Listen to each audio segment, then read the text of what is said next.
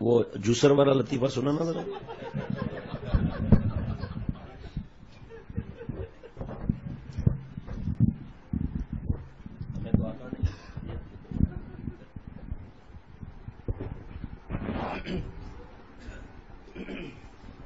ایک خاتون، ایک عورت جو ہے میں کہ اپنے گھر چلی جاتی ہیں تو شوہر پہ تھوڑا شک ہوتا ہے کہ شوہر جو آگے پیچھے نکل جاتا ہے، تو اس کو ٹچ کرنے کے لیے فون کیا. سنیے آپ کہاں پر ہیں؟ بولے بیگم میں گھر پہ ہوں. اچھا گھر پہ ہیں آپ؟ تو ذرا جوسر کی آواز تو سنائی ذرا. جوسر کی آواز آئی،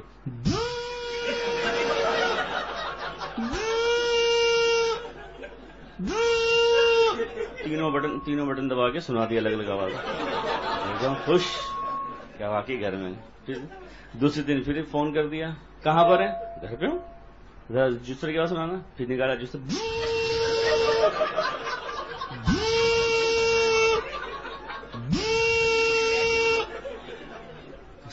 وہ 8-10 دن تک یہ معاملہ چلتا رہا. پھر اچانک بیوی جو ہے وہ گھر پر آ گئی. گھر پر دیکھا تو یہ صاحب گھر پہ تھے ہی نہیں. اب بچہ بیٹھا ہوا گھر میں اکیلا. کہ تیرے ابا کہاں ہے؟ بڑا پتہ نہیں کہاں، وہ تو روزانہ جوسر لے کے نکل جاتے ہیں باہر.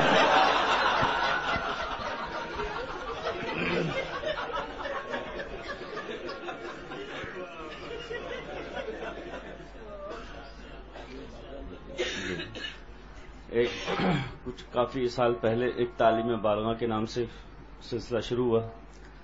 اس میں بوڑھے بوڑھے لوگ پڑھتے تھے، جوان مطلب اچھی عمر کے، دن میں کام کرتے ہیں، رات میں تعلیم حاصل کرتے تھے. پھر بھی سارے کے سارے کھا پڑ. تو کچھ پڑھا کے خان صاحب کھڑے ہو جاؤ. تو کیا بار بار میرے کو کڑا کرتا ہے بھائی الیکشن میں؟ الیکشن کے بچے، یہ الیکشن نہیں ہے، یہ بھی کتاب پڑھائی جا رہی ہے. بتائیے جو آپ کو بھی سبق پڑھایا ہم نے، اس میں سے آپ کو سوال پوچھیں گے. بتائیے کہ 1876 میں کیا ہوا تھا؟ 1876 میں وہی 1876 تو میرا تو باپ بھی پیدا نہیں ہوتا. انا للہ. 1876 کیا بات کرتے ہیں؟ آپ کو پڑھایا کتاب کے اندر پڑھایا آپ کو، اس سے سوال کر رہے ہیں. آپ بتائیے چلیں 1880 میں کیا ہوا تھا؟ سوچ سمجھ کے جواب دیجیے گا. تھوڑی سی کم کر رہا. 1880 میں کیا ہوا تھا؟ 1880 میں یاد آ گیا. 1880 میں ہمارا قائد پورا 4 سال کا ہو گیا تھا. یہ کیا بدتمیزی. بھائی آپ بیٹھ جاؤ. آپ کھڑے ہو خان صاحب، کیا بات ہے؟ بھلا آپ یہ بتائیے کہ آپ کے ابو کیا کرتے ہیں؟ پتہ نہیں بھائی، ہم تو جلدی سو جاتا ہے یار. کیا ہے نہ یا تو بڑے شرارتی لوگ. میں بیٹھتا، آپ بھی بیٹھ جاؤ. ایک اور کو کھڑا کیا، بولا آپ کھڑے ہو جاؤ. بھائی آپ یہ بتائیے آپ کہاں پر رہتے ہیں؟ وہ جامع مسجد کے سامنے. بولا بھائی یہ جامع مسجد کہاں پر ہے؟ وہ ہمارے گھر کے بالکل سامنے. بولا بھائی یہ دونوں کہاں پر ہیں؟ بولو آمنے سامنے. آپ بھی بیٹھو. ایک اور ساتھ آپ کھڑے ہو جائیے. یہ بتائیے آپ کتنے بہن بھائی ہیں؟ وہ آقا ہم 35 بہن بھائی. کیا 35 بہن بھائی آپ؟ بولا ہمارا 35 بہن بھائی. بولا ایسا کیوں ہے 35 بہن بھائی؟ بولا اس لیے کہ وہ ہمارے والد صاحب نے ہماری والدہ کے گھر والوں سے وعدہ کیا تھا اس کو ہم کبھی خالی پیٹ نہیں رکھیں گے. اللہ توبہ توبہ. بھائی آپ بیٹھ جاؤ. بھائی اچھا ابھی ایک بنگلہ دیشی ساتھی تھے، ان کو کھڑا کرتی ہوں. آپ کھڑے ہو جائیے. اور میں انگلش میں جو ہے وہ جملہ کہتا ہوں، آپ اس کی اردو ترجمہ کریں گے. ہاں پورا ہوگا. آگ دوں ایسا ترجمہ کرے گا. ارے ترجمہ کر دیا.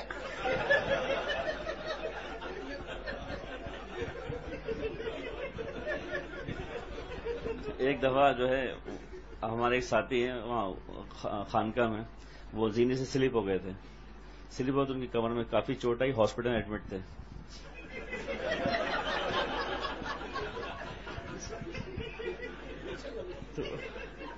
تو آگے میر صاحب کو بتایا، اور میر صاحب واقعی اس وقت سمجھے نہیں، سچا واقعہ.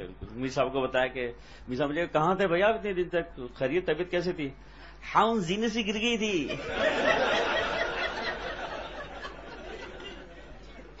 ہم جینے سے گر گئی تھی. ہم 1 مہینہ زنا میں رہی. وہ تو سارا ڈاکٹر سنا میں एकदम सारा उठने जुनून है। हम भी एक महीना जना में पड़ा रहा। तो मीसा ने फरमाया कि भाई ये जिना क्या? जिना हॉस्पिटल? अच्छा जिना हॉस्पिटल। बोला हाँ वो जिना।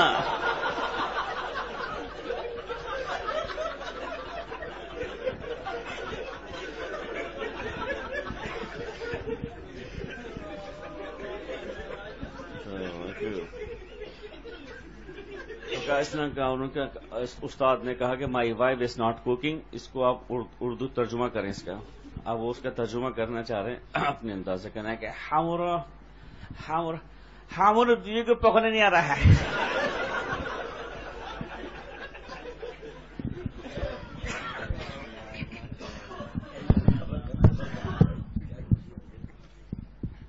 शेखुल अरब वल अजम आरिफ बिल्लाह हज़रत मौलाना शाह की मोहम्मद अख्तर साहब ने रहमतुल्लाह ने फरमाया कि हंसी जब मुबारक है जब गुनाह न किया जाए। फरमाया जब आदमी इस दौर में फिल्म से बचे, फेसबुक, यूट्यूब, गाने, डिस्को, फैशन, गैर शरई तकरीबात, तो दिल पर गम नहीं होगा। फरमाया ऐसा आदमी अगर नहीं हंसेगा कुछ अरसे के बाद मायूस होकर डिप्रेशन में चला जाएगा। एक हजरत मुजद्दिद रहमतुल्लाह अलैह से किसी ने पूछा, कोई मेमनी जबान में नकल करता है, कोई बलोची की नकल, कोई पंजाबी की, कोई बांग्लादेश वालों की नकल करता है, तो हजरत गुनाह नहीं मिलेगा। खास बात सुनना गौर से, अपनी अपनी नीयत सही कर लेनी चाहिए। फरमाया कि अगर किसी कौम की हिकारत है या किसी जबान से नफरत है और उनका मजाक उड़ाने के लिए अगर उसने नकल किया है तो उलमा फरमाते हैं सूए खात्मा का खतरा है कि मौत के वक्त कलमा याद नहीं दिलाया जाएगा। फरमाया हंसने के लिए कोई मना नहीं है, तो चाहे जिसको खुश्क है, जिसको समझ में ना आए, किसी के पैर नहीं पकड़ना है। फरमाया अगर किसी कौम की हिकारत है और किसी जबान की हिकारत है तो सूए खात्मा का खतरा है। अल्लाह फरमाते हैं वख्तिलाफ अलसिनतिकुम व अलवानिकुम, जबान और रंग का फर्क अल्लाह ताला की पहचान है, अल्लाह की निशानी है, और ये निशानी पर लड़ रहा है। तो यानी कि मैं आपको बताऊं, मेरे अल्हम्दुलिल्लाह गवाह सैकड़ों है इस वक्त कि हजरत वाला के पास 15-20 मिनट की रोज मजलिस होती थी रात में। सैकड़ों लोग डिप्रेशन से, ब्लड प्रेशर वाले, पता नहीं क्या वो साइको, ये अच्छे हुए हैं। और जब यहां 10-15 मिनट की ऐसी मजलिस होती है तो घर जाते जाते कई मैसेज आ जाते हैं, खवातीन के भी और बाहर मुल्कों के मैसेज आ जाते हैं कि दिल नूर से भर गया, थकावट दूर हो गई, परेशानी दूर हो गई, डिप्रेशन टेंशन का नामो निशान नहीं, फरत हो गई।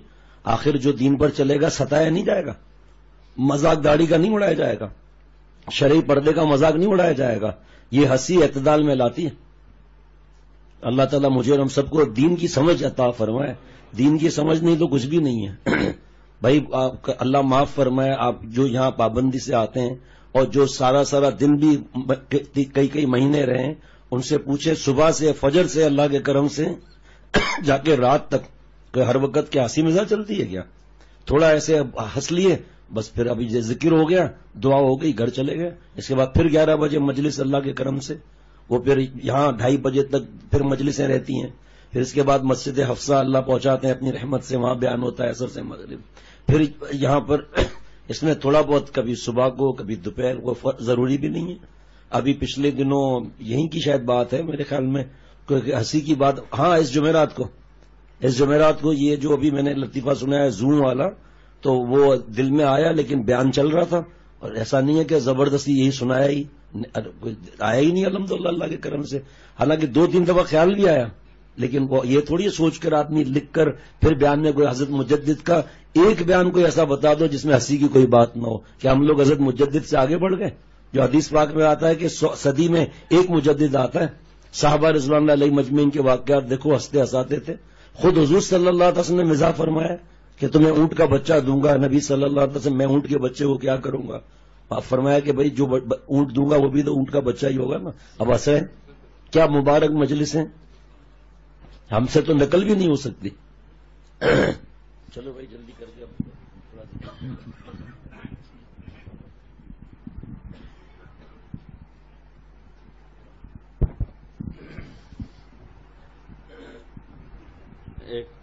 एक साहब बदनिगाही के मरीज किसी खातून को देख रहे होंगे और मच्छर जो है उनके गाल पे बैठा हुआ था। ये बेचारा लस्सी पी रहा था ताकत के लिए।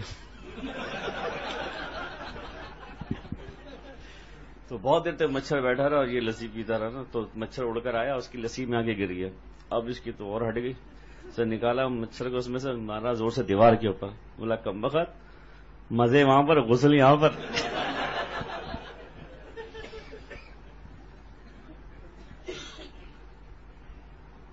ایک حرام عشق میں جیسے یونیورسٹی وغیرہ میں درخت کے نیچے لڑکا لڑکی آ کے بیٹھے, اور لڑکا لمبی لمبی چھوڑ رہا تھا اس کے ساتھ. مجھے تمہارے آنکھوں میں سارا جہان نظر آ رہا ہے, یہ وہ فلاں. اب ایک آدمی بےچارا کتا کھو گیا تھا, وہ ڈھونڈتے ڈھونڈتے تھک گیا, اوپر جا کے درخت پہ بیٹھا ہوا تھا. وہ جب اس نے سنا کہ یہ کچھ سب کچھ نظر آ ہی رہا ہے, بولا یار میرا کتا بھی دیکھ لیا تیری میرا.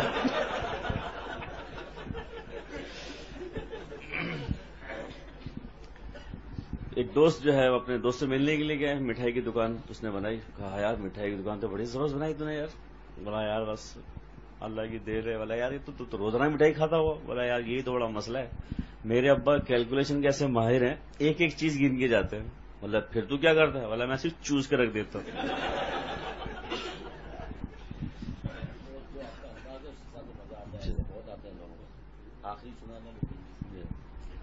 تو ایک صاحب کا بہت ہی لمبا قد تھا,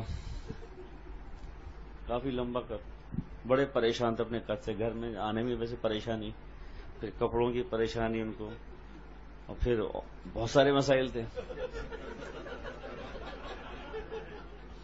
تو اس میں بڑا پریشان تھا. کسی نے مشورہ دیا بھائی کہ وہ بنجار میں بیٹھی ہوئی ہے, حیدرآباد دارالعلوم کون سی وہ ہے, پھلیلی پہ جاؤ, وہاں پہ بنجار میں بیٹھی ہوئی ہے, اس کو جا کے کہو کہ مجھ سے شادی کرے گی. اگر وہ کہ نہیں تو تیرا 1 فٹ قد جو ہے وہ کم ہو جائے گا.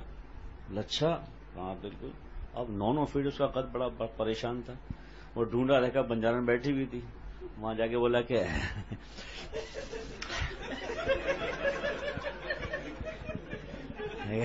شاید میں ایسے شادی کریں گے. اس نے کہا نہیں. اس کا واقعی 1 فٹ قد اس کا کم ہو گیا. بڑا خوش کہ چلو 1 فٹ کا تو کم ہو گیا, لیکن 8 فٹ پھر بھی بہت زیادہ تھا. بولا پھر تھوڑا سا اور, پھر دوبارہ چلے گیا. میں کہ شادی حضرت فرمائے.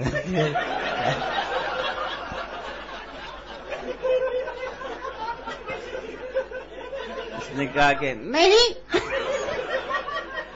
پھر اس کا قد پھر اور کم ہو گیا 1 فٹ. ابھی بھی 7 فٹ. بڑا پریشان تھا کہ یہ بھائی 7 فٹ بہت زیادہ ہے, اسٹینڈرڈ جو ہائٹ ہے آدمی کو 6 فٹ ہونی چاہیے, یہ صحیح رہتا بالکل. تو پھر دوبارہ لالچ میں چلے گئے. پھر جا کے کہہ لیں گے نہیں کہہ رہا حضرت فرمائے شادی کرے گی. اس نے تو غصہ آ گیا. اس نے کہا نہیں نہیں نہیں.